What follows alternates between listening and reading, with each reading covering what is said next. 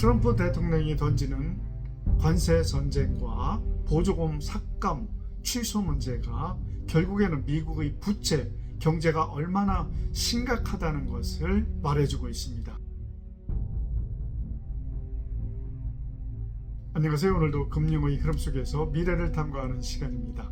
지금 우리는 역사적인 금융 대전환의 순간에 서 있습니다. 미국 패권 시대는 영원할까요? 아니면 이 변환의 시대에 비트코인이 그 자리를 차지할까요? 오늘은 강달러 시대를 살아가는 현재의 비트코인을 중심으로 어떤 금융 변화가 일어날 것인가에 대해서 검토해 보도록 하겠습니다. 끝까지 함께 해주세요. 현재와 같이 미국 강달러가 계속되고 미국의 경기가 호황이라고 이야기하고 있습니다만 그 이면을 보면은 부채를 기반으로 한 경기 호황이라고 진단할 수 있습니다. 미국 정부의 부채는 현재 34조 달러를 넘고 연간 이자만도 1조 원 달러를 넘는다고 합니다. 이와 같은 위기를 극복하기 위한 방법은 두 가지로 볼 수 있는데, 첫째는 세금을 많이 걷는다든지, 또 다른 방법은 중앙은행을 이용해서 달러를 찍어내는 겁니다.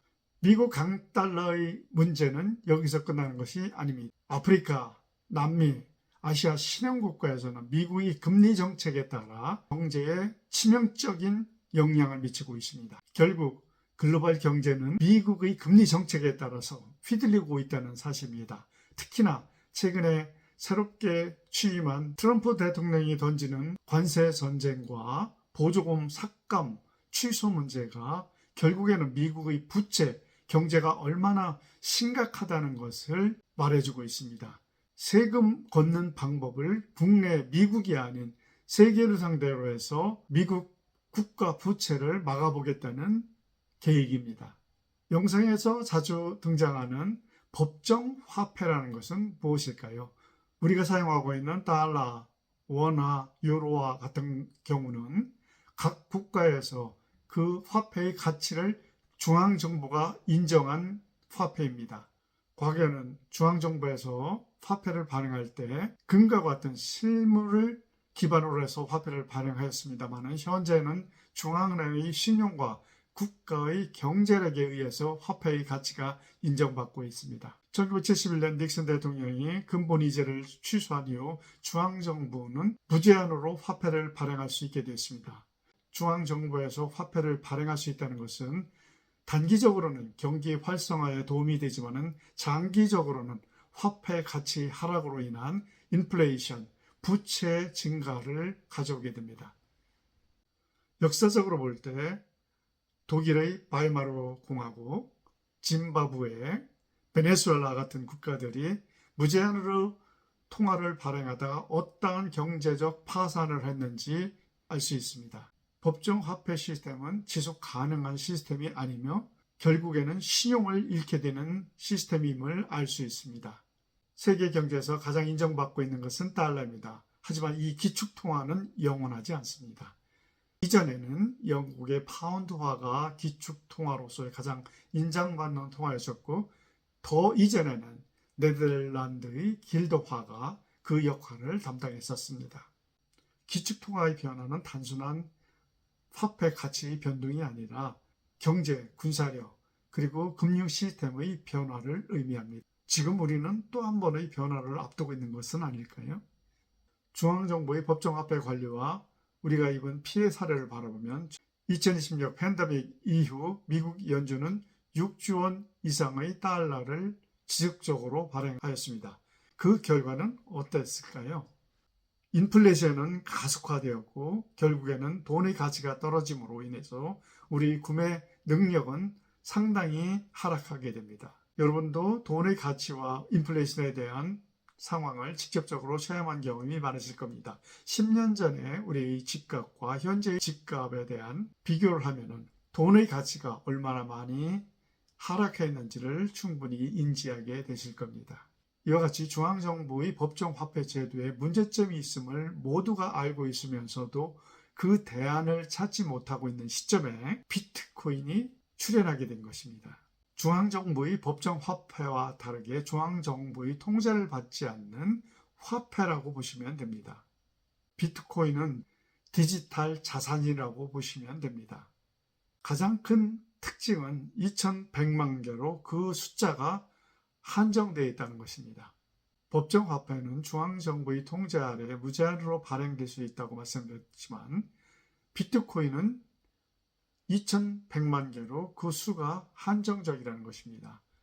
따라서 희소성을 가지고 있고 디지털 금이라는 별명을 얻게 된 근거가 되는 것이죠. 세계 최초로 엘살바도르에서 비트코인을 법정 화폐로 지정을 했습니다마는 기존의 기축통화국가의 혜택을 누리던 미국 등 강대국에서는 이와 같이 확산되는 것을 상당히 두려워하고 있습니다. 자기들의 통제 밖에서 움직이고 있다는 사실 때문에 그렇습니다. 하지만 엘살바도르가 기존의 금융 시스템의 혜택을 전혀 받지 못하다가 비트코인을 법적 화폐로 지정함으로 인해서 해외 송금에 따른 수수료 또 안정적인 경제 정책을 수립할 수 있었고 또한 국민들이 비트코인을 가지고 금융 시스템 접근의 용이성 등에 상당한 역할을 하였다고 평가되고 있습니다. 미국 내에 3만 개 이상의 비트코인 ATM 머신기를 이미 설치하였고 스페인, 호주, 엘살바도르 등 비트코인 자동화 기기 설치는 지속적으로 증가하고 있는 상황입니다. 또한 우리나라의 양재에도 있는 코스트코에서 세계적인 망의 비트코인 ATM기를 설치를 추진하고 있다고 합니다. 하지만 비트코인이 중앙정부의 법정화폐를 충분히 커버할 수 있다고 주장하기는 다소 이른 감이 있습니다. 그 이유는 높은 가격 변동성, 확장성, 그리고 각국 정부의 규제라는 도전을 맞이하고 있습니다. 다만 비트코인에 대한 기술적인 개선책은 상당히 안정적으로 발전되고 있으며 특히 라이트닝 네트워크와 같은 솔루션은 이러한 문제를 모두 해결할 수 있을 것이라고 예측되고 있습니다. 비트코인의 미래는 어떻게 될까요? 첫 번째 시나리오는 디지털 금으로서 확실하게 자리 잡는 것입니다. 두 번째 시나리오는 글로벌 결제 시스템을 변화시킨다는 것이고 세 번째는 각국의 강력한 규제 속에 점진적인 개선을 해나간다는 세 가지 시나리오를 예측할 수 있습니다. 비트코인 관련 유명한 교수인 사이펜 아모스는 달러는 왜 비트코인을 싫어하는가라는 책에서는 기존 금융권이 비트코인을 경계해야 하는 이유를 명확하게 설명하고 있습니다. 첫째는 기존의 혜택, 자기들이 누렸던 혜택을 중앙정부에서 화폐를 마음대로 찍어낼 수 있는 권한 자체가 없이 비트코인이 국제결제의 중심으로 자리 잡으면 중앙정부에서 지금과 같은 화폐 정책을 지속적으로 관리할 수가 없다는 것입니다. 1971년 이후 미국은 인플레이션을 조정한다는 이유로 마음대로 달러를 발행했습니다. 이와 같은 달러의 발행은 세계 각국의 물가에 직접적인 영향을 미친 것이죠. 이와 같은 특권을 비트코인이 대신한다면 더 이상 누릴 수 없다는 사실 앞에 미국은 아마도 두려움을 느낄 것입니다. 프랑스 역시 자기네들이 경제의 주권을 갖기 위해서 얼마나 치열하게 노력하는지를 보여주는 한 예를 들어보겠습니다. 프랑스는 많은 아프리카 국가를 독립시켰습니다. 그리고 프랑스는 스스로 자유민주주의 국가로서 아프리카 국가를 독립시켰다고 자랑하였습니다. 독립된 아프리카 국가들은 FRA 프랑이라는 화폐를 사용하는데요. 이 화폐를 발행하는 것을 프랑스 중앙은행이 발행을 하고 예치를 50%를 프랑스 은행에 예치하도록 강제화하고 있습니다. 결국에는 독립은 시켰지만은 경제적으로 속국으로서 지속적으로 관리하면서 자기네들이 권한을 유지하고 있는 것입니다. 달러는 왜 비트코인을 싫어하는가라는 책에서 사이펜 아모스는 비트코인은 단순한 투기 수단이 아니라 가치 저장 수단이라고 강조하고 있습니다. 새로운 시대의 변화. 결국 비트코인은 단순한 금융 투자 자산이 아니라 미래의 금융 시스템의 변화를 상징하는 자산입니다. 여러분은 어떻게 생각하시나요? 비트코인은 미래 금융의 핵심이 될까요? 아니면 단순한 열풍에 불과할까요? 여러분의 생각을 댓글로 남겨주세요. 다음에도 비트코인 관련 재미난 주제로 다시 찾아뵙도록 하겠습니다. 감사합니다.